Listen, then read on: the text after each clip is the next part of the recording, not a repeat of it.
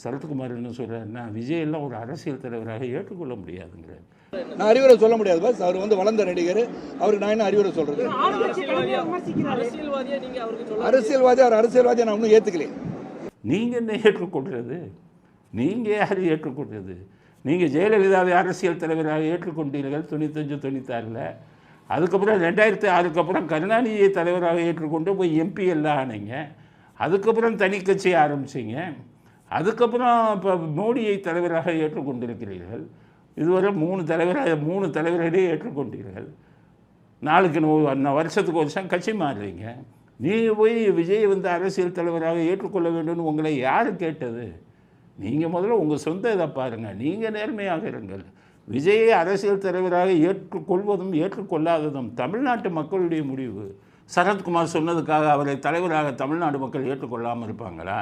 அது மக்களுடைய முடிவு. சரத்குமார் போன்றவர்கள் இதில் கருத்து சொல்லுவதற்கு உங்களுக்கு எந்த ஒரு இதுவும் தகுதியும் கிடையாது.